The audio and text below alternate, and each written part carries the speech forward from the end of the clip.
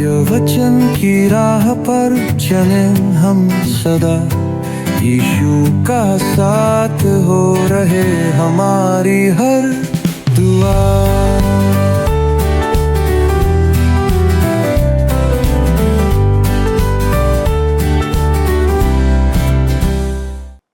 प्रिय दर्शकों, मैं आपका क्रमबद्ध बाइबल अध्ययन कार्यक्रम सत्य वचन में हार्दिक स्वागत करती हूँ। दर्शकों, आज हम जकरिया 7:1 से 6 तक एक गहरे आत्मिक संदेश पर ध्यान देने जा रहे हैं। इस खंड में हम देखेंगे कि जब श्रोताओं ने यहोवा से पूछा कि क्या उन्हें 5वें महीने का उपवास आगे भी रखना चाहिए, तब परमेश्वर उनसे एक गहन प्रश्न पूछता है।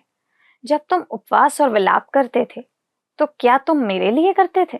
यह खंड केवल धार्मिक रीति रिवाजों की बात नहीं करता दर्शकों, बल्कि हमारे हृदय की स्थिति को उजागर करता है। परमेश्वर के लिए किए गए कार्यों में यदि हमारा हृदय और आत्मिकता नहीं है तो वह व्यर्थ है। इसलिए आइए हम परमेश्वर के दास के द्वारा अपने विश्वास और आत्मिक जीवन के स्वरूप पर विचार करें और समझें। प्रिय मित्रों, आप सभी को हमारे प्रभु यीशु मसीह के पवित्र और मधुर नाम में नमस्कार। मुझे एक बार फिर से इस प्रसारण में आपका स्वागत करते हुए बहुत खुशी हो रही है। जैसा कि आपको याद है दोस्तों, हम जकरिया नबी की पुस्तक पर अध्ययन कर रहे हैं और आज हम उसके 7वें अध्याय से अपना अध्ययन आरंभ करने जा रहे हैं। पिछले प्रसारण में हमने जकरिया के 10 दर्शनों की श्रृंखला समाप्त की थी। अब हम इस अध्याय से आगे जिन विषयों को देखेंगे वे कुछ इस प्रकार हैं। एक ऐतिहासिक अंतराल, धार्मिक रीति विधि, उपवास के संबंध में प्रश्न, परमेश्वर का 3 स्तरीय उत्तर। जब परमेश्वर के साथ आपका हृदय सही होता है तब अनुष्ठान भी सही होता है। जब परमेश्वर के साथ आपका हृदय गलत होता है तब अनुष्ठान भी गलत होता है। तो आइए हम पहले शीर्षक पर आते हैं, जो है ऐतिहासिक अंतराल। दोस्तों, अध्याय 7 और 8 को हमने ऐतिहासिक अंतराल शीर्षक दिया है। यह हग्गै की भविष्यवाणी के समान ही है। आपको याद होगा कि उसकी भविष्यवाणी के बीच में ही हग्गै को याजकों के पास भेजा गया था कि वह व्यवस्था के संबंध में उनसे प्रश्न पूछे। और प्रश्न थे, क्या कोई अशुद्ध वस्तु शुद्ध वस्तु के स्पर्श से शुद्ध हो सकती है या स्वच्छ हो सकती है? तथा दूसरा प्रश्न था, क्या अशुद्ध वस्तु के स्पर्श से शुद्ध वस्तु अशुद्ध हो सकती है? इन प्रश्नों के उत्तर थे, अशुद्ध वस्तु का स्पर्श करने से शुद्ध वस्तु भी अशुद्ध हो जाती है, परंतु अशुद्ध वस्तु शुद्ध वस्तु को स्पर्श करके शुद्ध कभी नहीं कर सकती। जकरिया के ऐतिहासिक अंतराल में भी ऐसी ही समस्या है, परंतु वह उसी प्रश्न को दूसरे परिप्रेक्ष्य से पूछता है। तो आइए हम देखते हैं धार्मिक रीति विधि, उपवास के संबंध में प्रश्न। आइए हम पढ़ें जकरिया 7 अध्याय का पहला पद। लिखा है, फिर दारा राजा के 4थे वर्ष के किस्लेव नामक 9वें महीने के 4थे दिन को यहोवा का वचन जकरिया के पास पहुंचा। दोस्तों, यह प्रभावशाली बात है कि जकरिया फिर से इन लोगों को एक संदेश देने जा रहा है और यह एक बहुत ही महत्वपूर्ण संदेश है। वह यह स्पष्ट करता है कि यह उसका अपना संदेश नहीं है। जैसे कि वह कहता है, यहोवा का वचन जकरिया के पास पहुंचा। और फिर आगे लिखा है, दारा राजा के 4थे वर्ष के किस्लेव नामक 9वें महीने के 4थे दिन को यहोवा का वचन जकरिया के पास पहुंचा। मित्रों, यदि आप इसकी तिथि जानना चाहते हैं तो वह है 4 दिसंबर 581 ईसा पूर्व। यह वही समय है जब हग्गै उन लोगों से बहुत ही व्यवहारिक रीति से वही प्रश्न पूछ रहा था। तब इसके आगे पद 2 में कहता है, बेतेल वासियों ने शेरेसेर और रेगेमेलेक को इसलिए भेजा था कि यहोवा से विनती करें। दोस्तों, डॉक्टर बरोन की व्याख्या में हम इस बात को और अच्छे तरीके से समझने में सहायता प्राप्त कर सकते हैं। वे कहते हैं, हम ये देख सकते हैं कि संशोधित संस्करण के साथ और लगभग सभी आधुनिक विद्वानों के अनुसार हम अधिकृत संस्करण में दूसरे पद की पहली पंक्ति में दिए गए अनुवाद को हम छोड़ देते हैं। अर्थात जब वे परमेश्वर के भवन में भेजे गए, अर्थात बेथेल का शाब्दिक अर्थ है परमेश्वर का भवन, पर बेथेल शब्द का उपयोग परमेश्वर के मंदिर के लिए कभी नहीं किया गया, इस बात को आप याद रखिए, पर सदा ही केवल एप्रैम के प्रसिद्ध शहर के लिए वह किया गया है, जो नाबोत के बेटे यरोबाम द्वारा स्थापित इस्राएली प्रतिमा आराधना के महान केंद्रों में से एक था। दूसरे शब्दों में इसका अर्थ यह है कि बेथेल से कुछ पुरुषों का एक प्रतिनिधि मंडल जो परमेश्वर के भवन से भेजा गया था, वो वहां जाता है। और इसे याकूब उस समय परमेश्वर का घर कह रहा था जब वह परमेश्वर से और साथ ही साथ अपने पिता और अपने भाई एसाव से भाग रहा था। ये बात आपको उत्पत्ति से याद होगी। याकूब ने इस स्थान पर रात बिताई थी जहां परमेश्वर ने उसे दर्शन दिया था। तब याकूब ने बेथेल के विषय में कहा था, जैसा उत्पत्ति 28 और 17 पद में लिखा है, और भय खाकर उसने कहा, यह स्थान क्या ही भयानक है, यह तो परमेश्वर के भवन को छोड़ और कुछ नहीं हो सकता, वरन यह स्वर्ग का फाटक ही होगा। दोस्तों, बेथेल इस्राएल के उत्तरी राज्य में स्थित था, जहां राजा यरोबाम ने एक सोने का बछड़ा स्थापित करवाया था कि इस्राएली उसकी आराधना करें। इस प्रतिनिधि मंडल में यहूदा के गोत्र के लोग नहीं थे, पर संभवतः उसमें एप्रैम के गोत्र के लोग शामिल थे।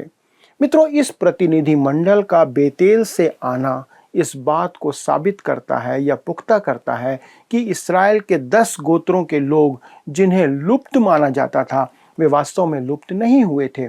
अभी भी उनमें से कुछ लोग बेतेल में रह रहे थे। यदि आप एजरा की पुस्तक का ध्यानपूर्वक अध्ययन करेंगे तो आपको पता चलेगा कि बहुत से लोग जो बेबीलोन की बंधुआई से लौटकर आए थे, वे गलील सागर के उत्तरी क्षेत्र के नगरों के किनारे बस गए। वह क्षेत्र जो 10 गोत्रों का उत्तरी राज्य इस्राएल था। लौटकर आए हुए सभी लोगों में 12 गोत्रों के प्रतिनिधि थे, जिनकी संख्या 60,000 से कुछ कम थी, क्योंकि सभी लौटकर नहीं आए थे। मित्रों, आपको याद होगा कि इस्राएल के 10 गोत्र लुप्त नहीं हुए हैं, जैसा कुछ लोगों का मानना है। जो लोग लौटकर आए थे वे वापस उन्हीं स्थानों में बस गए जहां से वे गए थे। उनमें से बेबीलोन की बंधुआई में जन्मे शरेसेर और रेगेमेलेक भी थे, जिनका नाम यहूदी नहीं है पर बाबुली नाम है। अगर आपको या किसी व्यक्ति को यह लगता है कि किसी अंग्रेज की या यहूदियों की मिश्रित संतानें हैं या कोई गैर यहूदी जाति है जो खोई हुई जनजातियों का हिस्सा है, तो मैं आपको बताना चाहता हूं कि आप शास्त्र की भूल भुलैया में पूरी तरह से फंस चुके हैं और खो गए हैं। मित्रों, आप और मैं खो सकते हैं, लेकिन ये 10 जनजातियां या ये 10 गोत्र खोए हुए नहीं हैं। तब हम आगे बढ़ते हैं और पद 3 में आते हैं। जकरिया 7 का 3 लिखा है, और सेनाओं के यहोवा के भवन के याजकों से और भविष्यवक्ताओं से यह पूछें, क्या हमें उपवास करके रोना चाहिए, जैसे कि कितने वर्षों से हम 5वें महीने में करते आए हैं। मित्रों, बेतेल से यह प्रतिनिधि मंडल या दल यरूशलेम के मंदिर में याजकों से एक प्रश्न पूछने आया था, और यह प्रश्न उनके रीति विधि से संबंधित था, उनके अनुष्ठान से संबंधित था। क्या उपवास करने की रीति विधि सही है या गलत? लोगों ने बेबीलोन की बंधुआई से पूर्व ही उपवास करना आरंभ कर दिया था, और वे पूरी बंधुआई के दौरान उपवास करते रहे। भजन संहिता 137 उसके पहले 2 पद में भी यही लिखा है, बेबीलोन की नहरों के किनारे हम लोग बैठ गए और सिय्योन को स्मरण करके रो पड़े। उनके बीच के मजनू वृक्षों पर हमने अपनी वीणाओं को टांग दिया। दोस्तों, वे बस वहां अपनी आत्मा की सिसकियां भर रहे थे, विलाप कर रहे थे और रो रहे थे, और यह एक धार्मिक रीति विधि बन गई थी, जैसा वे कई वर्षों से करते आ रहे थे। वास्तव में परमेश्वर ने उन्हें, इस्राएलियों को, कभी भी उपवास करने के दिन नहीं दिए थे। परमेश्वर ने उन्हें 7 पर्वों के दिन दिए थे। उपवास करना उनका अपना स्वयं का विचार था, परमेश्वर ने उन्हें नहीं कहा था। उन्होंने अपनी इस बंधुआई के दौरान उपवास, रोने और विलाप करने के दिन स्वयं से स्थापित कर लिए थे, और बंधुआई के बाद भी उन्होंने इसे जारी रखा था। लेकिन परमेश्वर उन्हें आशीष नहीं दे रहा था। वे सब कुछ कर रहे थे पर आशीष प्राप्त नहीं कर पा रहे थे। कुछ हद तक समृद्धि आई थी उन्नति हुई थी, उनमें से कुछ अपने आरामदायक घर बना रहे थे और समृद्ध हो रहे थे। फिर भी वे रो रहे थे, विलाप कर रहे थे और वे कह रहे थे, हम यह कर रहे हैं लेकिन परमेश्वर फिर भी हमें आशीर्वाद नहीं दे रहा है। यहाँ पर प्रश्न एक अनुष्ठान के सही या गलत होने का है मित्रों। यह आज हमारे लिए भी एक महत्वपूर्ण प्रश्न है, क्योंकि हम आज कर्मकांड के धर्म का पालन बहुत अधिक देखते हैं। यहाँ तक कि कलीसियाओं में औपचारिकता पूरी करने का और कर्मकांड को अपनाने का एक आंदोलन या मूवमेंट चला आ रहा है। जब लोग वचन पर विचार करना बंद कर देते हैं तो औपचारिकता या रीति विधि या कर्मकांड बढ़ जाता है। जब लोग मसीह के व्यक्तित्व से दूर हो जाते हैं तो वे कर्मकांड करना, रीति विधि निभाना आरंभ कर देते हैं।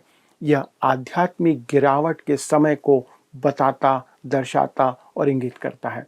एक समय था जब यूरोप में लोग प्रार्थना की पुस्तक को लेकर लड़ते थे, मानो वह महत्वपूर्ण है, जो बताता था कि आपको खड़ा होना चाहिए या बैठना चाहिए या घुटना टेकने चाहिए या आपको कैसे प्रार्थना करनी चाहिए।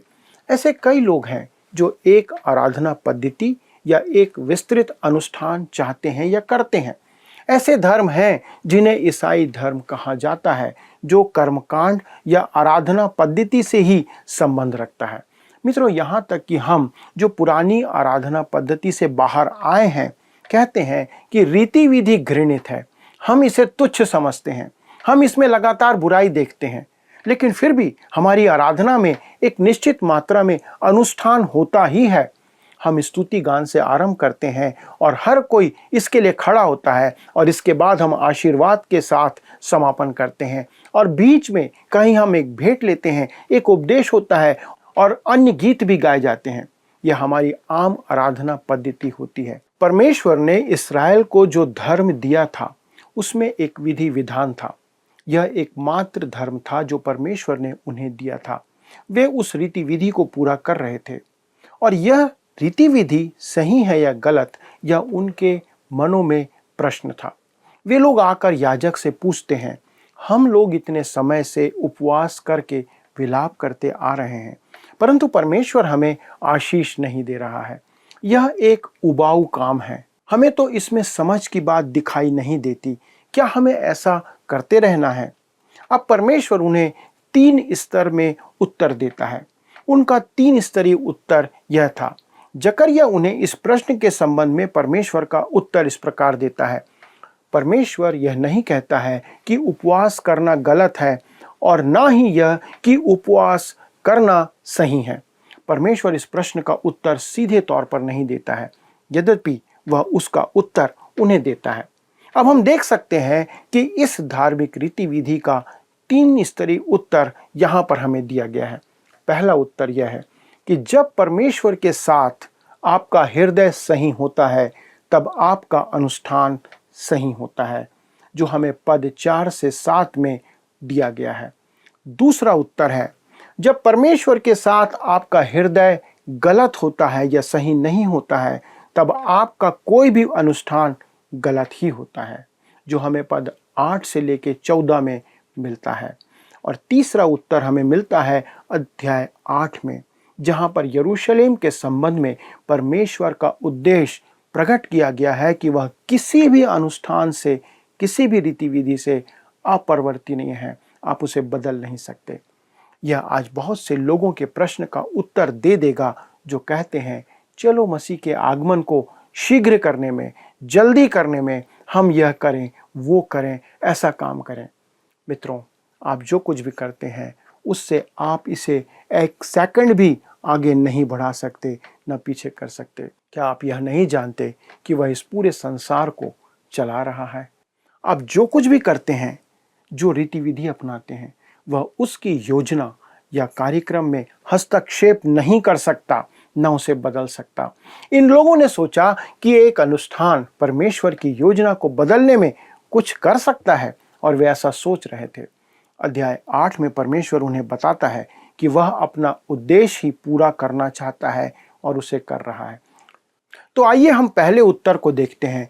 जब परमेश्वर के साथ आपका हृदय सही होता है तब आपका अनुष्ठान भी सही होता है। आइए हम पढ़ें जकरिया 7 अध्याय उसका 4 और 5 पद।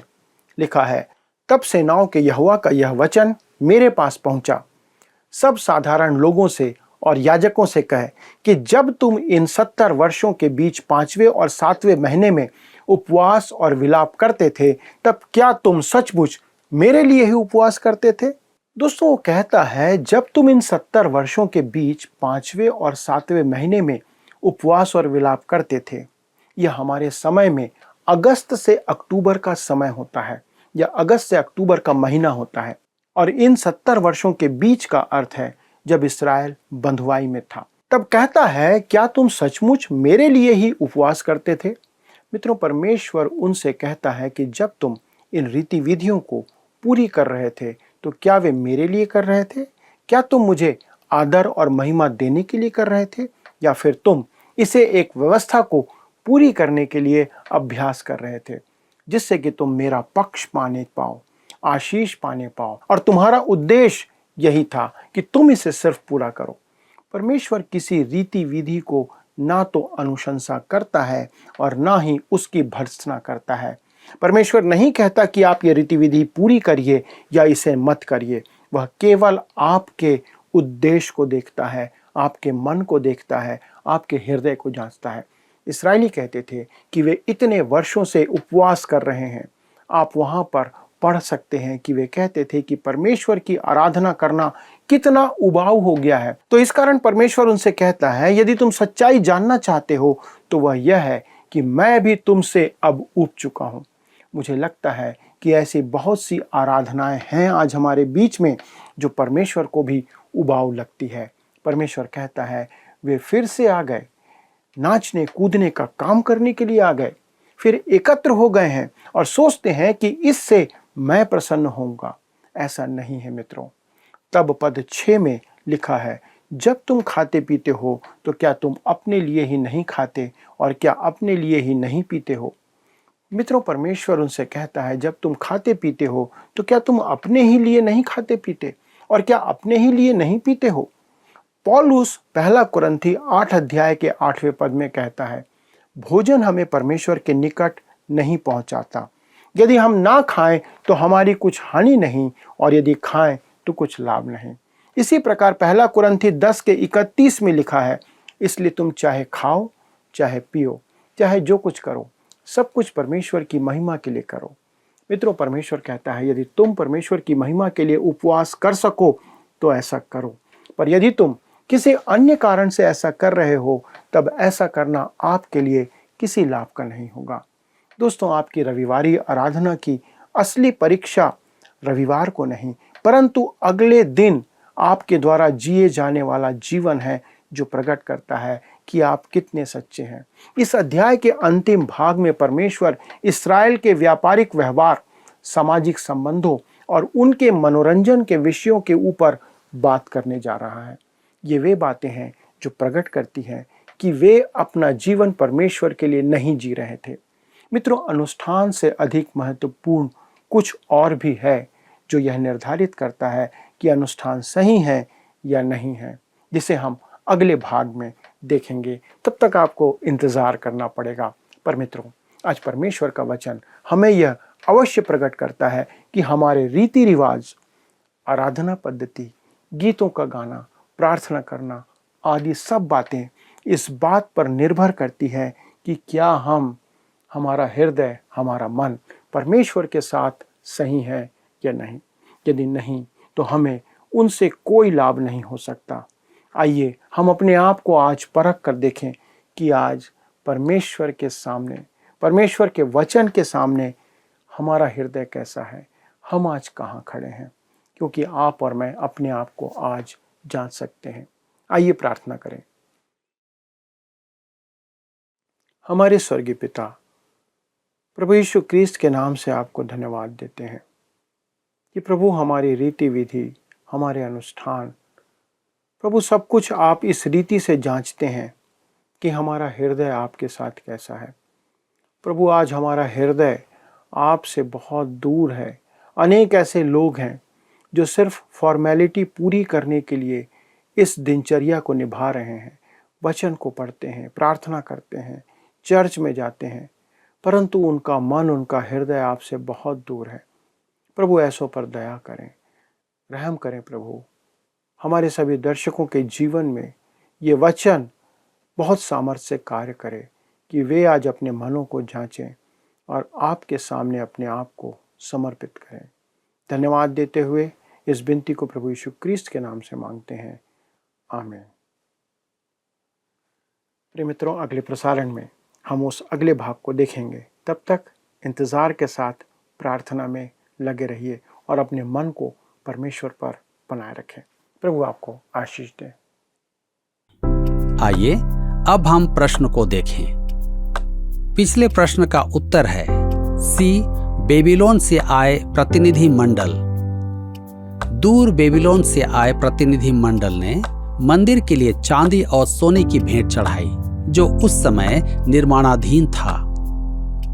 आज के अध्ययन पर आधारित प्रश्न: राजा यरोबाम ने एक सोने का बछड़ा स्थापित करवाया था कि इस्राएली उसकी आराधना करें। इसमें किस गोत्र के लोग शामिल नहीं हुए?